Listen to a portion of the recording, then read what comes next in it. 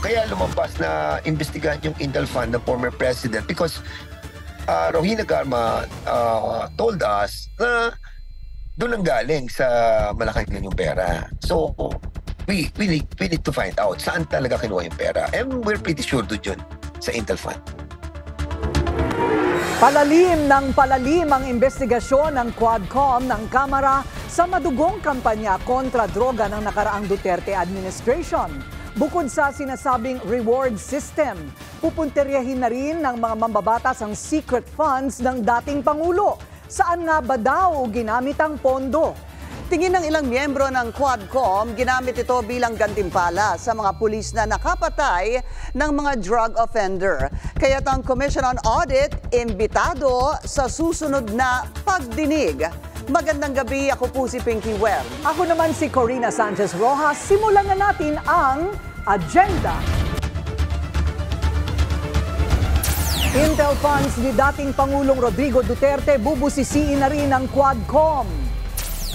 Mga maliliit na scam hub nagkalat daw sa bansa ayon sa NBI. Ilang dayuhang scammer arestado sa Makati.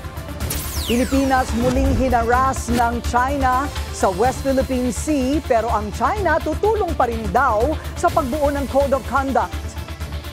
Mahigit 100 Pilipino na nakakulong sa United Arab Emirates binigyan ng pardon. At kilalanin ng isang American nurse na layong bigyan ng tahanan ang napakaraming mga aso at pusang gala.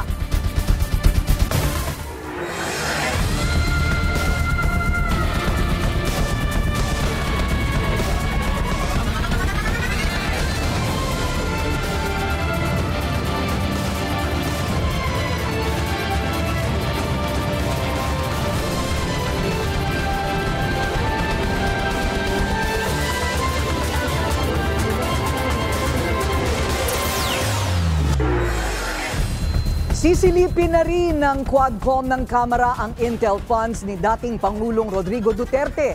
Tingin kasi ng ilang mambabatas ay ginamit ang pondo para daw sa sinasabing reward system sa madugong kampanya kontra droga. May agenda report si Zandro Ochona.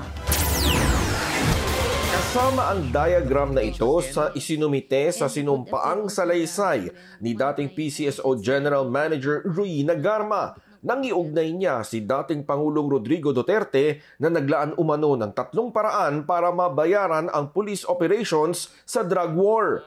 Nagkakahalaga ng 20,000 hanggang 1 milyong piso ang bayad kung mapapatay ang target.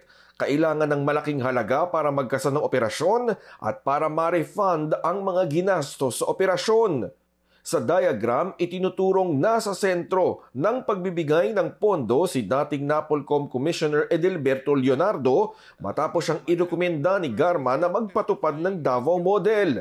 Kabilang din ang isang alias Pedro at alias Muking na sinasabing staff ng nooy Special Assistant to the President at ngayon Senador Bongo. Hindi pa malinaw sa Quadcom kung saan galing ang pera, pero may nakikitang possible source sa mga mambabatas. Kaya lumabas na investigahan yung Intel Fund ng former president because Rohina Garma told us na doon ang galing sa Malacanang yung pera. So, we need to find out saan talaga kinuha yung pera. And we're pretty sure doon yun sa Intel Fund. Kabilang sa mga imbitado sa susunod na pagdinig ng Quadcom ang COA para matingnan kung doon nga galing ito. Pinabulaanan naman ni Fernandez na may kumukumpas sa mga kongresista at demolition job lang ang ginagawa ng Quadcom. Git pa niya, pagkakataon ito sa mga staff ng mga politiko na linisin ang kanilang mga pangalan. Sa totoo lang, kapag wala ka namang kasalanan o wala kang ginawang mali, di ba? You just have to say the truth. Kung halimbawa na nadadamay lang sila at napag-utusan lang sila, di sabihin nila yun. Para sa agenda, Zandro Ochona, BNC. Sa kabila ng mga pasabog sa Quadcom sa umano'y extrajudicial killing sa Duterte War on Drugs, wala pa rin balak ang Malacanang na bumalik sa International Criminal Court. Hindi rin daw ibibigay ng palasyo sa ICC ang ilalabas na report ng mga mambabatas. Narito ang agenda report ni Hannah T. Sabi naman ni Bato, Kerwin, para magkaintindihan tayo at para walang mangyari na masama sa'yo o sa pamilya mo o sa membro ng pamilya mo, sumunod ka na lang sa plano. However, I did so with great apprehension as I recognized that my statements on national television could significantly endanger my life, the safety of my family, and other close to me. Kabilang ang mga linyang yan sa mga bagong testimonya na lumabas sa huling hearing ng Quad Committee. Para sa National Union of People's Lawyers, sapat na ang mga yan para bumalik ang Pilipinas sa International Criminal Court o ICC. March 2019 nang kumalas ng Pilipinas sa ICC, kasunod ng paghahain ng kaso laban sa umano'y pang-aabuso sa mga karapatang pantao noong panahon ni dating Pangulong Rodrigo Duterte. Pero ang Malacanang, matigas ang paninindigan na hindi tayo muling sasali sa ICC.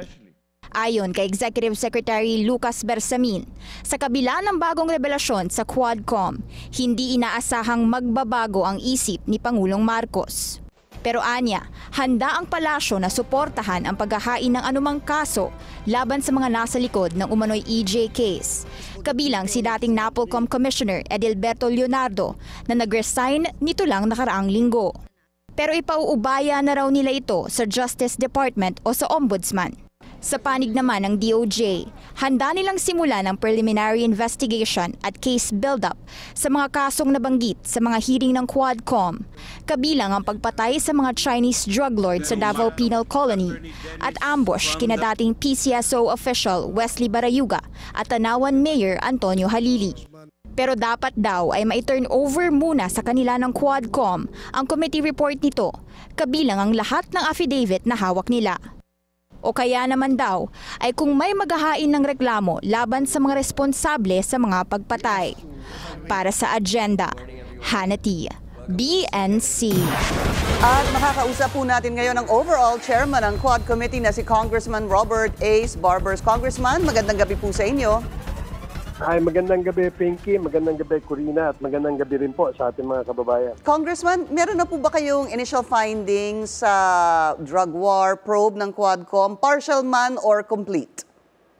Well, meron na kaming partial report. No? In fact, we're just collating all the testimonies at saka yung aming mga affidavits na hawak. At as soon as ito'y makumpleto namin, we will file our partial report and turn this over to DOJ, Ombudsman, and of course PNP, no, kung tungkol dito sa drugs at saka sa EJK. And kailan niyo ho plano matapos tong partial report? Hopefully in the next 2 weeks. When we resume siguro by November 4, baka meron na kaming pwedeng ma-submit na partial report. On November 4. When is the next hearing, sir? Next week, October 22 is our next hearing. Okay, so may October 23 po and hopefully by November 4 meron na pong partial report na inyong maibibigay sa ilang ahensya ng gobyerno. Congressman, kailangan ho ba para sa inyo hintayin pa yung report mula sa Quadcom o pwede nang umpisahan yung pag-file ng mga reklamo laban sa ilang mga individual na sinasangkot o sinasabing sangkot dito sa EJK o drug war? Well, my personal opinion dyan, Pinky, is that siguro pwede na mag-umpisa ng preliminary investigation ng DOJ. Kasi meron na pong mga affidavits at meron din pong testimony na ibinigay sa isang congressional inquiry.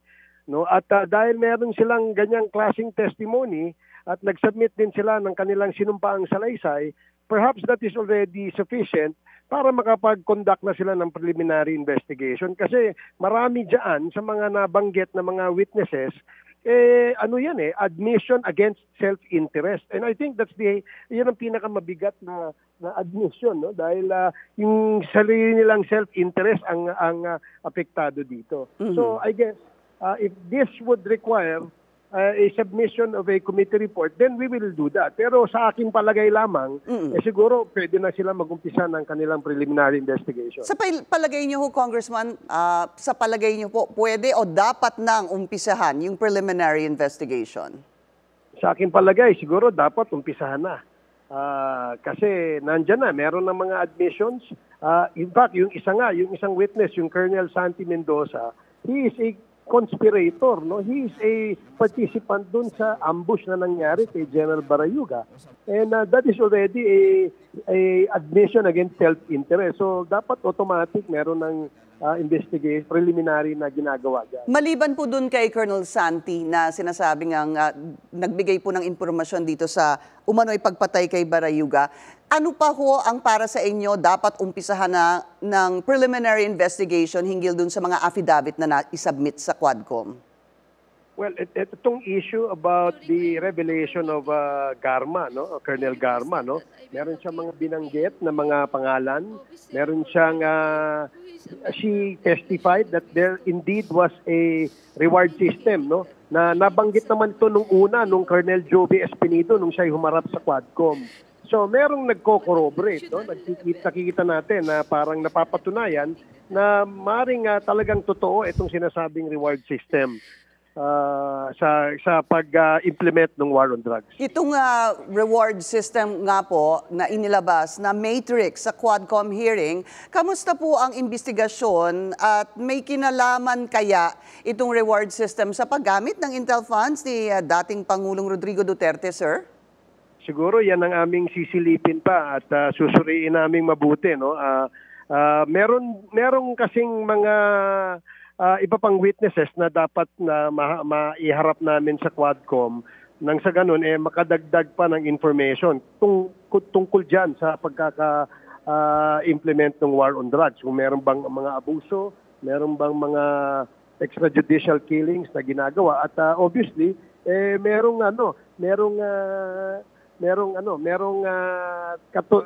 pinatotohanan itong pag-implement ng reward system dahil nga may nakatanggap. And we want to hear from those witnesses willing to tell all, no, about sila nakatanggap ng reward when they implemented the extrajudicial killing. Sa palagay niyo ho ba, Congressman Barbers, itong si Leonardo ay patotohanan yung sinabi po ni Garma? Kasi hanggang ngayon, hinihintay namin, no, kung ano ba yung affidavit na nilalaman ng affidavit na ibibigay daw ni Colonel Leonardo. As of this time, as we speak, wala pa kaming nakikitang affidavit at wala pa ring information na siya ay magbibigay ng kanyang affidavit. Opo. But I think dun sa mga information na narinig niya na galing naman kay Colonel Garma, I'm sure sasagutin niya mga yan pagdating ng next hearing ng Quadcom. Pero yung ilang mga personalidad invited po, katulad po nung Muking at yung ilan pa pong individual, sigurado na po ang kanilang pagdalo sa susunod na Quadcom hearing sa October 23, sir? Well, upon the motion of Congressman Paduano and Congressman Fernandez, ay inimbitahan namin yung dalawang taong yun, no? Yung Sunny Benaventura at saka yung si Miss a certain Muking, no? And Muking, I think, is a nickname, no? She's a former USEC daw ng PMS. Opo. No? I am not so sure about her full and real name, pero mukhang napadalahan na natin sila ng notice that they will be invited dun sa aming next committee hearing. Ilang tanong na lamang po, paano ho ba talaga malalaman kung totoo nga, sabihin po natin na ginamit ang intel funds ni dating Pangulong Duterte sa reward system? At saka, siguro sir, magkano ho ba ang pinag-uusapan na intel funds dito? We will have to look into the records para ma-check natin yan. Kasi kung ang titingnan natin ay 6 years yung panunungkulan ni dating Pangulong Duterte, we will have to look into the intelligence funds for the last 6 years, no? Tingnan din natin na I'm pretty sure, Pinky, na merong pinaggastusan, pero ang tanong lamang kung ito ba'y ginastos diyan sa reward money or hindi, no? I guess that is what we will have to look deeper into as soon as we get testimonies from other witnesses that may be willing, no? May be willing kasi apparently may nagparating sa amin na maaring magbigay ng idea about the reward money kung saan nanggagaling at sino nagbibigay. Meron po na nagsabi na posibleng mag-testify? Meron kasi kaming naririnig na mga information. I just don't want to to say it yet because hindi pa siya verified. And apparently, itong information na hawak niya ay meron siyang tinuturo na kung saan pinanggagalingan ng pondo para magbigay ng reward dito sa mga nag-i-implement ng war on drugs. Lalaki ho ba ito, babae, sir? Honestly, Pinky, I cannot really tell you right now because I have no information yet. No, ang binigay lang na information, there could be someone who is willing to tell us all. No, at yan, ayaw nga sana naming ilabas muna kasi hanggat hindi pa siya nagbibigay ng kanyang sinumpaang salaysay. If you notice, lahat po ng aming witnesses, before we even allow them to testify before the Quad Committee, dumadaan sila sa isang vetting process ng aming legal team. And of course, they will have to execute an affidavit para nang sa ganun, hindi kami balikan later on, sabihin na pinressure sila, tinakot sila para magbigay ng kanilang salaysay. Okay. So, abangan na lang po namin ang susunod na Quadcom hearing sa October 23. Quadcom Chairman Robert Ace Barber, sir, maraming salamat po sa inyong oras. Mga testigo sa Quadcom hearing dapat bigyan ng sapat na proteksyon ayon kay House Minority Leader Marcelino Libanan. Anya, hindi matatakot ang mga testigong isiwalat ang lahat kung alam nilang masisiguro ang kanilang kaligtasan. Dagdag ni Libanan, mahihimok rin ang iba na tumistigo na rin. Ilan lang sa mga humarap sa Quadcom, si retired police colonel at dating PCSO General Manager Royina Garma at ang tinatawag na self-confessed drug lord Kerwin Espinosa. Mainit pa rin ang usapan sa Quadcom testimony ng tinatawag na self-confessed drug lord Kerwin Espinosa.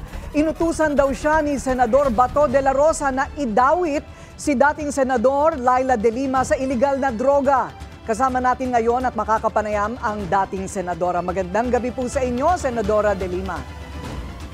Magandang gabi, Corina. Magandang gabi, Pinky, at sa mga nanonood sa inyo ngayon. Ano po ba ninyong pakiramdam, opo, na yung dating tumestigo laban sa inyo, ay tumetestigo naman laban sa administrasyong nagpakulong po sa inyo? Siyempre, magandang-maganda ang nararamdaman ko. Natutuwa ako na sa wakas ay sinapubliko na ni Mr. Kerwin Espinosa yung kanyang pagbawi nung mga naging testimonya niya sa akin nung humarap siya sa Senado noong 2016. Kasi dati ko na namang nalaman yan, Corina, na binawi na talaga niya yon yung mga sinabi niya, mga kasinungalingan laban sa akin, doon sa mga kaso niya. Kasi meron din siyang mga kaso. Pero ngayon lang po na isa publiko at ngayon din po natin nalaman for the first time galing sa kanya na kung sino ang pumilit sa kanya para idawit ako. Malinaw po yung naging testimonya niya nung Biyernes. So natutuwa po ako na ito na naman, parang ano na naman ito, pagtuloy o continuation ng aking vindication, ng aking redemption, na pagkatapos na binasura yung 3 kaso, drug cases laban sa akin, ay meron na naman isa na nagdawit sa akin na binabawi. Katulad din ng mga nagtestigo sa akin noon sa mga drug cases ko. Yung mga believed inmates, yung mga PDL witnesses na ilan sa kanila binawi na yung yung pagtestigo nila sa akin, at yung iba nag-indicate, nag-signify ng kanilang intention to also recant. So, their false palagay po ba testimony. ninyo, Senadora, ito'y sapat na, alam ko po nagagalak po kayo, pero sapat na po ba ito para hindi na po ninyo balikan hindi po ba perjury ang tawag po dyan kapag nagsinungaling under oath?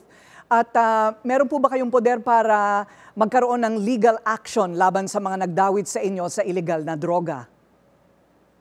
Opo, may basehan ho ang magiging mga kaso natin. At tinatrabaho na po yan ng aking mga abogado.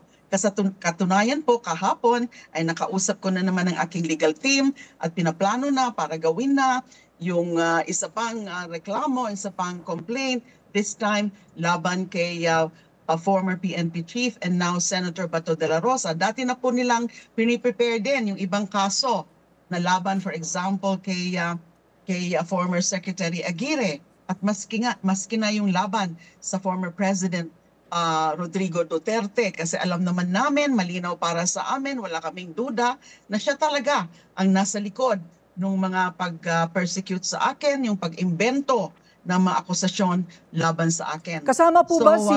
karapatan... Yes, sir. Yes, ma'am. Kasama po ba si Kerwin Espinosa dito po sa kailangan managot sa una niyang naging testimonya? O pinapatawad na po ba ninyo siya na siya po yung nag-recant ngayon? Dati ko na po siyang pinatawad. Matagal ko na po siyang pinatawad. Now, tungkol sa kung kakasuhan din siya, ay kasama ho yan sa pagiging assessment, ito pagiging desisyon o pagiging preparasyon ng aking mga abogado. Kasi syempre siya ang magiging testigo namin. Siya yung pangunahing testigo laban kay dating PNP Chief Bato dun sa pagpepwersa sa kanya para magsinungaling tungkol sa akin. Huling tanong na lamang po sa interview po namin ni Pinky kagabi kay Senador Bato de la Rosa. Tinanong po namin siya, sakaling may plano siyang hakbang laban kay Kerwin Espinosa. Ang sabi po niya, sayang lang daw po ang oras niya kasi kung magsasampa siya ng kaso laban kay Espinosa, mag-iiwan po ng isang katanungan, sino ba daw ang dapat mas paniwalaan, ang isang dating PNP chief at ngayon senador o isang self-confessed drug lord? Ano po ang inyong sagot dito? Alam mo, nakakatawa rin yung mga ganyang stance niya, now Senator Bato de la Rosa. Sinasabi niya, wag paniwalaan yan kasi drug lord yan. Tunay daw na drug lord si Kerwin Espinosa. Pero ibabalik ko sa kanya yung tanong. Nung pinisinta niyo siya noong 2016 sa Senado at na supposedly drug lord nga siya, bakit pinaniwalaan niyo o gusto niyong paniwalaan yung paniwalaan ng publiko yung mga sinasabi niya? Bakit ganon? Kapag laban sa akin ay credible daw. Pero kung hindi na laban sa akin o kaya yung laban na sa kanila, kay Senator De La Rosa, hindi na credible. Sila yung gumagamit ng mga supposed drug lords na yan. So, sa ngayon, hindi naman niya diretso na sinasagot yung naging pahayag o testimonya ni Kerwin Espinosa. Ang sinasabi lang niya ay susuntukin daw niya kung makita si Kerwin Espinosa. Pero yung mismong kasagutan dun sa kwento ni Kerwin Espinosa, hindi naman niya sinasabi, hindi naman niya hinaharap. Okay, so ano ba talaga? Salamat po. Opo. At tapusin po ninyo yung inyo pong sinasabi. You were about to say something. Yun na nga, kasi kanino daw maniniwala? Sa isang drug lord o siya? Pero bakit pinisenta siya dati noong 2016? Ngayon sasabihin niya, hindi siya credible, nagsisinungaling siya.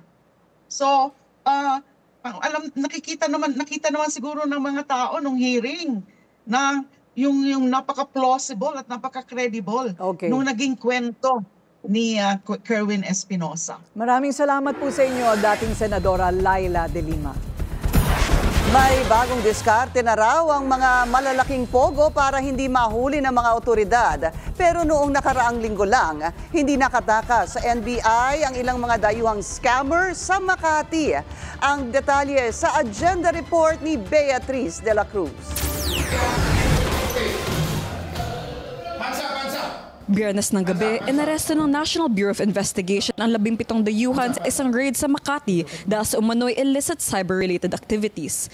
Karamihan ng foreign nationals na naaresto ay mga Chinese, may isang Malaysian at isang Taiwanese.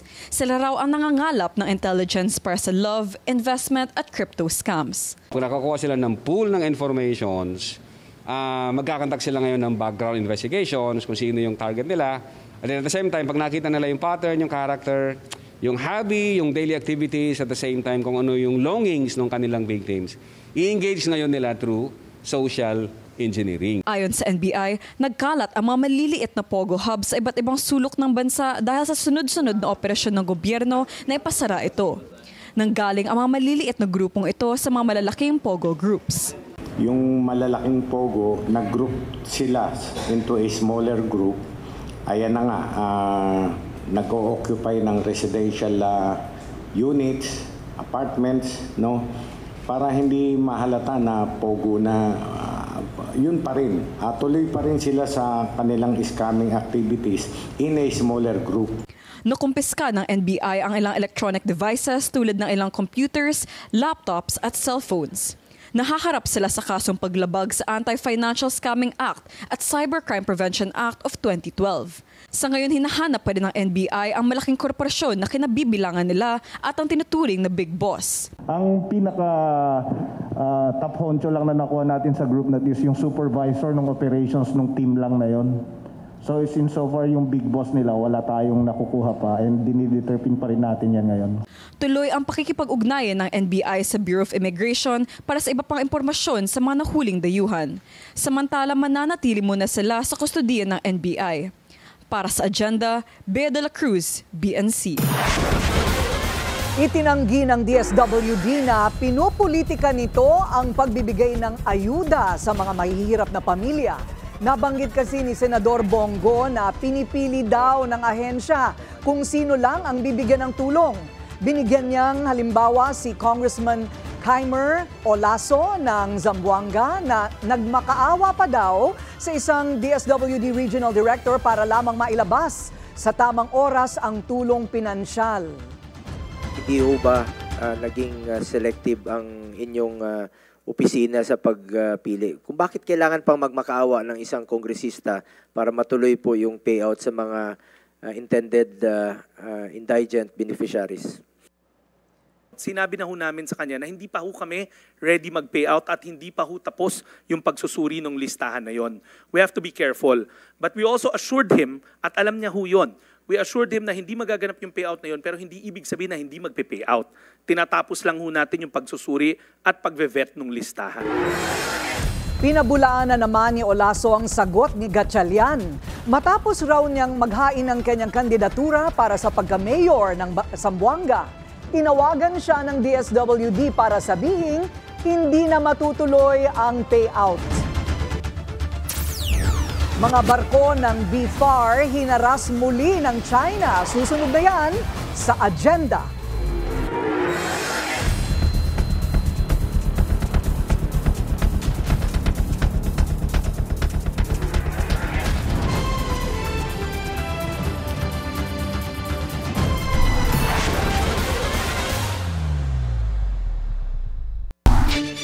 Silipin muna natin ang lagay ng trapiko sa live cam ng MMDA sa EDSA Orense po yung nakikita ninyo ngayon. At dahil rush hour na, heavy traffic na ngayon ang southbound at northbound lanes. Isa na namang insidente ng pangaharas ng China sa West Philippine Sea. 2 barko ng BFAR ang binangga ng Chinese maritime vessels habang nagpapatrolya sa pinag-aagawang bahagi ng dagat. Nakahanap naman ng bagong kakampi ang Pilipinas sa sigalot sa laot. Ang detalye sa Agenda Report ni Francis Folve.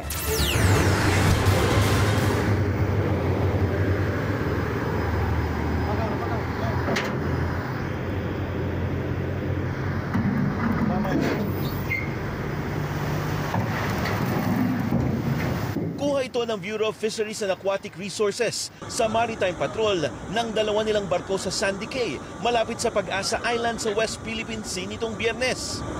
Oh, may pet!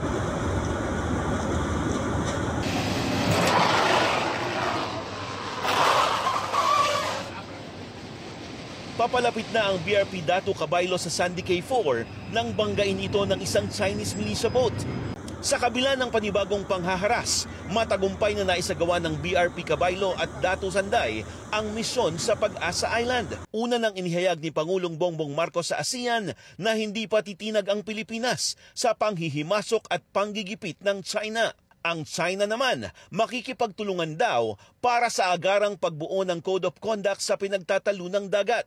Pero duda sa intensyon ng China si Defense Secretary Gilberto Chodoro. Giit niya, sinasabi nilang committed sila sa pakikipag-usap pero sila lamang anya ang naniniwala rito. Sang-ayon dito si Naval Inspector General Rear Admiral Roy Vincent Trinidad. The statement of the Secretary of National Defense is based on historical fact. And whatever developments there are at the highest levels of government, the Philippine Navy and the armed forces fully supports the leadership of the Department of National Defense and the government when it comes to addressing the West Philippine Sea issue. Ibinida rin ni Trinidad ang nilagdaang kasunduan sa pagitan ng Pilipinas at Norway para sa pagdevelop ng ammunition management and destruction ng Philippine Navy na makakatulong daw sa seguridad ng bansa. Marami ng European countries ang nagpakita ng suporta para sa Pilipinas sa laban nito sa West Philippine Sea. Ngayon kabilang na rin dito ang Norway. Ika-17 European country ang Norway na nagpakita ng suporta sa Pilipinas sa issue ng West Philippine Sea. We are a maritime nation. We are a strong believer in the rule of law, and that includes international law, and that includes the United Nations law of the sea. So our belief is that if there are any conflicts, those should be solved peacefully in accordance with the rules and regulations that apply. Period. And we've also stated that when there is a ruling, like the 2016 ruling, both parties should abide according to that ruling. That was a very welcome statement of support from the Norwegian ambassador. The thrust of the Department of National Defense is to bring in more partner nations, more like-minded nations. The S&D mentioned that countries who would like to deal with the Philippines in terms of modernization would need to have strategic alignment with us. Mean to say their interest must intersect with our interest, most especially in the West Philippine Sea. Samantala, ngayong araw ay sinimulan rin ang bilateral military exercises ng Pilipinas at US Marines. Nadagdag bilang observer ngayong taon ang French Armed Forces, Royal Thai Marine Corps at Indonesian Corps Mariner. Dati na ring nakasama dito ang Australia, Great Britain, Japan at Korea. Nilinaw din ng mga opisyal ng Kamandag exercises na hindi ito base sa anumang banta, kundi para sa kooperasyon at kapayapaan sa Indo-Pacific. Para sa Agenda, Francis Polbe, BNC. Mahigit 100 Pilipinong nahaharap sa iba't ibang kaso sa United Arab Emirates ginawaran ng pardon. Inanunsyo yan mismo ni Pangulong Bongbong Marcos matapos niyang makipag-usap kay UAE President Sheikh Mohammed bin Zayed.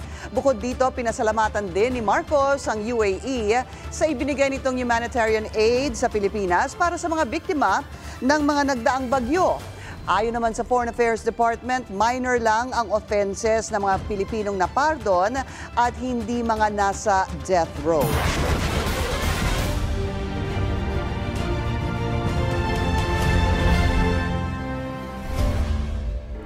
Nanindigan ng Commission on Elections na hindi pa nila mahaharang ang pagtakbo bilang senador ng nakadetining KOJC leader na si Apollo Kibuloy.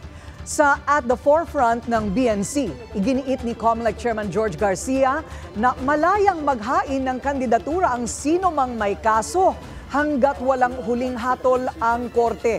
Naharap sa kasong sexual abuse at human trafficking si Kibuloy na nananatili sa Camp Crame sa Quezon City. Under Section 68 of the Omnibus Election Code, before a person can be disqualified, he must first be, there must be a final judgment of conviction, meaning a conviction by itself does not disqualify a candidate. That's also the reason why we are allowing even our persons deprived of liberties, though they are still waiting for the final judgment in their cases, are allowed to vote on election day. So long as there is no final judgment of conviction, then the person can be allowed to vote. Nilinaw din ni Garcia na hindi pa sakop ng ban sa premature campaigning ang mga tumatakbo bilang senador at kongresista. Paliwanag ni Garcia, maituturing pa lamang silang mga opisyal na kandidato sa Pebrero. In the decision of the Supreme Court, in the case of Rosalinda Peñera versus the Commission on Election, the Supreme Court clearly emphasized that a person who filed his candidacy in an automated election, which will be by 2025, under Republic Act 9369, which is the automation law, they are not yet candidates at the time of the filing of the candidacy. The implication is, number one, there is no more premature campaigning for candidates running in an automated election year, which is 2025. Number two, they will be candidates only at the start of the campaign period. Sa US, sumama na rin sa kampanya para kay Democratic presidential candidate Kamala Harris si dating US President Bill Clinton. Sa Georgia, bumisita si Clinton, isa sa mga pinag-aagawang battleground states ni Harris at ng kanyang Republican rival na si Donald Trump. We need to be serious here. They're big stakes. And the thing that bothers me more about the opposition campaign, even than any lies, are all the I's. That's right, that's right. Sun came out today. I did it.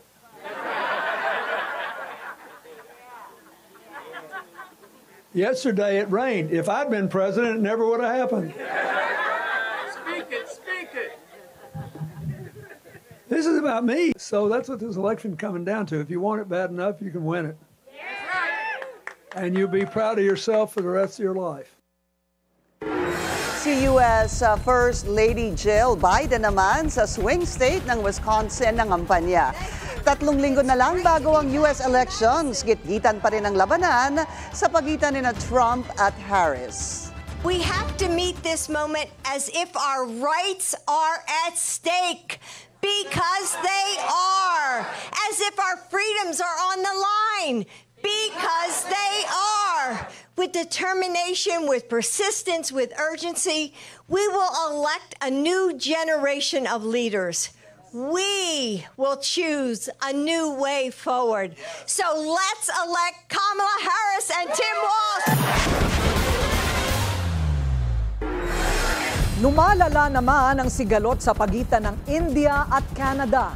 In-expel ng dalawang bansa ang mga diplomats nito dahil pa rin sa akusasyon ng Canada na sangkot ang India umano sa pagpatay sa isang Sikh separatist leader noong nakaraang taon sa bansa.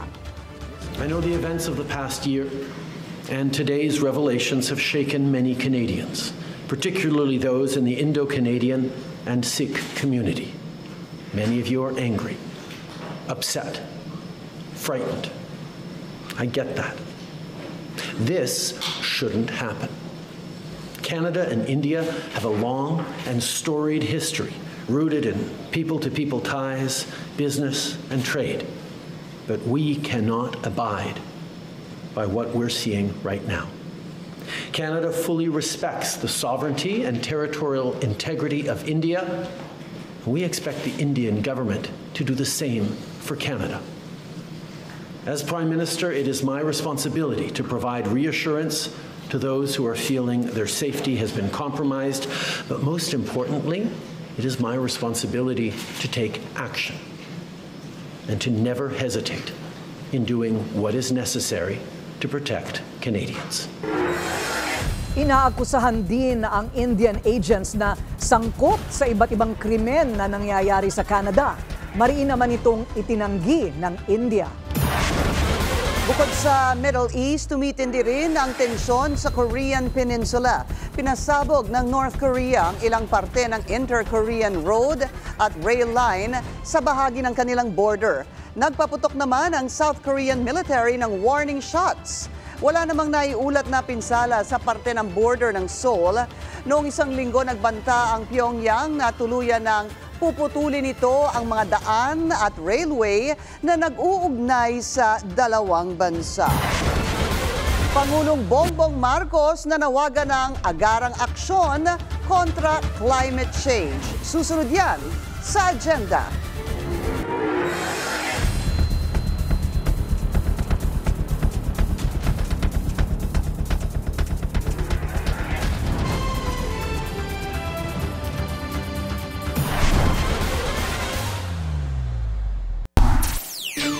Okay, traffic check muna tayo. Sa EDSA Guadalupe northbound ang nakikita nyo ngayon sa live cam ng MMDA. At konting pasensya mga motorista dahil mabagal pa rin ang daloy ng traffic. Sa unang araw ng Asia-Pacific Conference on Disaster Management, binigyang diin ni Pangulong Bongbong Marcos ang kahalagahan ng pagtutulungan ng mga bansa para labanan ang climate change. Narito ang agenda report ni Soo Jin Kim. Mahigit 20 bagyo, daang-daang mga lindol at 24 na mga aktibong bulkan. Ilan lang yan sa mga kalamidad na dinaranas ng bansa kada taon. Sa pagbubukas ng Asia-Pacific Ministerial Conference on Disaster Risk Reduction, inihayag ni Pangulong Bongbong Marcos ang kahalagahan ng katatagan at pagiging laging handa sa harap ng mga trahedya. Resilience and sustainability must underpin the national agenda of our economy. This recognizes that all our efforts in economic planning are fragile in the face of calamities and disaster. For us, the stakes are existential, the consequences generational. Aminado ang Pangulo na hindi lang Pilipinas ang nahaharap sa ganitong sitwasyon. Maraming bansa anya sa Asia-Pacific ang nakakaranas din ng matitinding hagupit ng bagyo at maging mga lindol lalo na ang mga nasa Pacific Ring of Fire. Sabi ng Pangulo, mahalagang maipatupad ang mga kasunduan na may kinalaman sa climate change, kagaya ng 2015 Sendai Framework at ang Paris Agreement. Ito rin anya ang dahilan kung bakit tinanggap ng Pilipinas ang pangangasiwa ng Climate Loss and Damage Fund. Our path now is to redouble and to synergize our efforts to accelerate its implementation. It also remains crucial to align our goals under this framework. We must harmonize our approaches and pursue meaningful actions. Ipinunto rin ng Pangulo ang pangangailangan ng karagdagang investments at financing mechanism sa sektor ng disaster risk reduction, hindi lang sa gobyerno kundi maging sa private sector. The disaster's impacts are most acutely felt by economies that are highly vulnerable to shocks. It is evident that robust disaster risk management, including adaptive and responsive disaster risk financing, is becoming increasingly important. Without sufficient resources, the path to rehabilitation and recovery lengthens, and socioeconomic consequences are profound. Further, DRR should be embedded in corporate strategy and the whole capital allocation process. Corporate boards should have oversight on their company's DRR and resilience strategy, and hence should be constantly trained around this space. Ibinida naman ni Ayala Corporation Chairman Jaime Zobel de Ayala na target ng kanilang kumpanya na mag-net zero greenhouse gases pagdating ng 2050. Para sa agenda, Sujin Kim, BNC. Gumawa ng kasaysayan ng isang opisyal ng Philippine Army matapos maging unang Pilipinong nakatanggap ng prestigyosong Alexander R. Nininger Award for Valor at Arms mula sa U.S. Military Academy. Iginawad kay Major Floren Herrera ang award bilang pagkilala sa kanyang pamumuno sa labanan sa Marawi noong 2017. Bukod dito, nakatanggap din siya ng Distinguished Conduct Star at 4 na Gold Cross medals. Ito ang ikalawa at ikatlong pinakamataas na karangalan na iginagawad sa mga sundalo. Inihahandog taon-taon ng West Point Association of Graduates ang Nininger Award upang kilalanin ang kabayanihan ng isang tao sa gitna ng labanan. Balik 7,400 level ang Philippine Stock Exchange. Tumalon ng 129 points o 1.77% ang PSEI sa rally ngayong araw. Nakaabang ang mga investor sa meeting ng Bangko Sentral ng Pilipinas bukas. Inaasahan ng isa pang rate cut matapos bumagal ang inflation sa 4-year low na 1.9% noong Setyembre.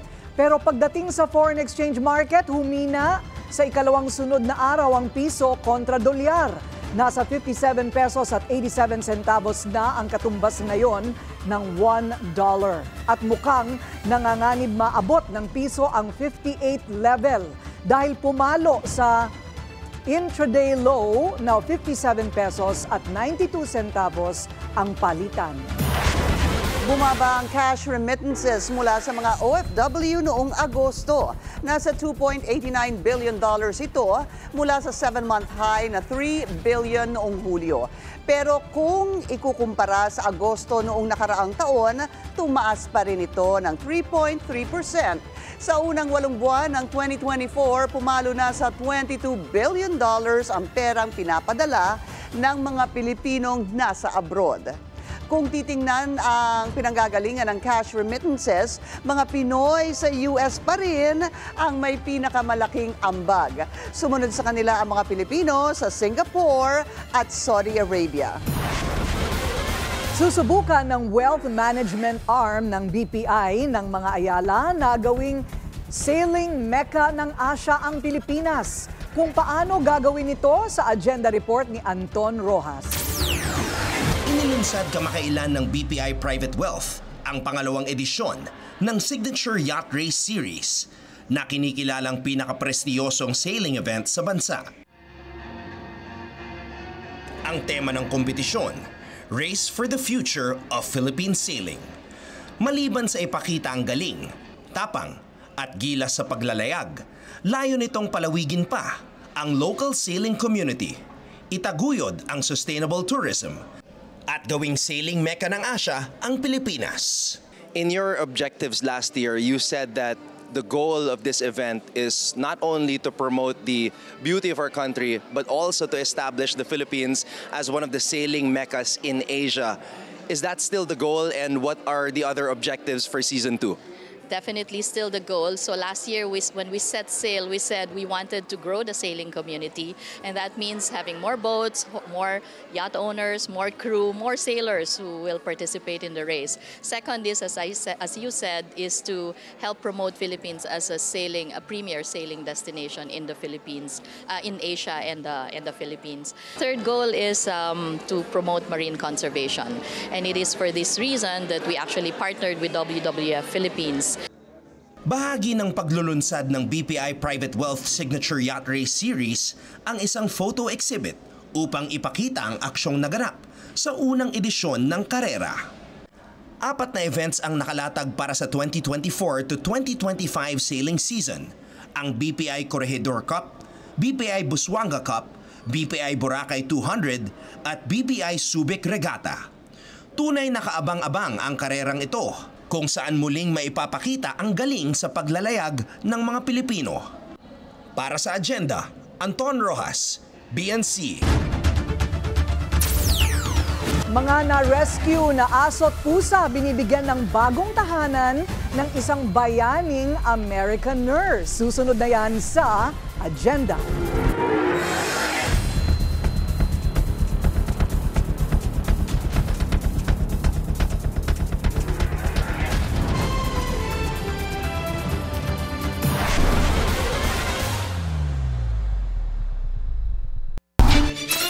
At ang kalagayan ng traffic ngayon sa Marcos Highway naman, hindi tulad ng EDSA, maluwang pa naman ang papuntang Cubao o yung sa kaliwang bahagi ng inyong mga screens. Mabilis rin sa kabilang side o yung eastbound. Muling susubukan ng NASA na humanap ng buhay sa labas ng ating mundo. Nitong Lunes, nagpadala ang US Space Agency ng spacecraft sa buwan ng Jupiter na tinatawag na Europa. Isinagawa ang space mission upang malaman kung posible bang tirhan ang Europa na pinaniniwala ang may malawak na karagatan na natatakpan ng makapal na yelo. Halos 3 bilyong kilometro ang baybayin ng spacecraft at ang biyahe inaasahang tatagal ng mahigit 5 taon. Para sa music fans, pwede nyo nang mapasakamay ang ilang memorabilia ng inyong mga idol. Sa susunod na buwan, i-auction sa UK ang iconic items ng mga sikat na music artists. Ilan dito, mga jacket ni Michael Jackson, mga gitara ni Noel Gallagher at John Lennon, at master tape ni Jimi Hendrix na may 4 na unreleased demo recordings. Inaasahang aabot ng $2.6 million o higit 150 million pesos ang kikitain mula sa auction. We're expecting a very, very busy auction. And it's not just fans and collectors. We're now seeing more of a corporate vibe in terms of people will buy a Michael Jackson jacket because they want it in their boardroom. People will buy a Jimi Hendrix tape that no one else has heard before because they want to be the people to say, yeah, we're the only ones who've got this. investment houses, pension funds will buy memorabilia because they see long term that they're good investments. Pets are family too. Ito'y pinatunayan ng isang American nurse sa Saipan sa pamamagitan ng pagbibigay ng tahanan at pagmamahal sa mga nire-rescue niyang aso at pusang gala. Ang kanyang istorya sa agenda report ni Eugene Adalia. How cute are you, huh? Ito si Pumpkin. Isa lamang siya sa mga libu-libong aso't pusang gala sa isla ng Saipan. Nang maipasok sa isang dog shelter, nailagay siya sa euthanasia list. Hanggang sagipin siya ni Lauren Cabrera, isang nurse practitioner na galing New Hampshire. Sometimes I leave my house and I say, I'm going to take a video of every dog I see. And, after a few videos, it's just too much to keep doing. There's dogs everywhere. Sometimes they're in really rough shape. The same goes for cats. I was just driving down. There's different pockets where there's like a ton of cats. Pero hindi lahat kaya niyang sagipin. So overpopulation is the biggest issue. We have about 42,000 people living here and 21,000 dogs or more, which is a huge number. Noong 2023, itinayo ni Cabrera ang Saipan Human Society para tulungan ang lokal na pamahalaan na masolusyonan ang problema. Mahirap man gawin, hinahanapan ni Cabrera ng bagong tahanan ang mga aso't pusa sa Saipan. Co-founder siya ng Boone Flight Project, isang volunteer rescue group na nakapagpadala ng mahigit 600 aso mula Saipan at Guam sa mainland US. Hindi ito biro dahil ang gastos ng animal shipping nasa $3,000 to $4,000 kada hayop. People say, just leave them out on the street. They would be better off there. And my assumption is that those people haven't seen street dogs here. It is certainly not a better life here. Miyembro na ng pamilya Cabrera si Pumpkin. Ang ibang aso't pusa na hindi niya matulungan, kinukunan niya ng video at pinopost sa TikTok at Instagram accounts ng Boone Flight Project. Sa kada view, umaasa siyang kasunod nito ang tulong. Para sa agenda, Eugene Adalia, BNC. Parang ikaw. Ano? Teka muna. Si Lauren, ikaw. Si Medyo, Corina. pero yung laki ng problema natin sa Pilipinas, hindi ko po kaya. Pero kailangan pag-usapan. At ikaw daw ang mangunguna sa protesta laban sa pag-aabuso sa mga hayop dito sa bansa. Pinky. Marami tayong mga naiisip na pwedeng gawin, no? Oo, kasi may pondo naman at may batas, pero hindi pa rin sapat ang implementasyon dito sa Pilipinas. Pero gagawa kami ng report ni Pinky tungkol po dyan. Tama? Okay, pangako kasi yan. we're very passionate about it. At yan po ang agenda ngayong gabi. Ako si Pinky Webb. At ako naman si Corina Sanchez Rojas. Sa bawat issue, may anggulo at ang balita, may agenda.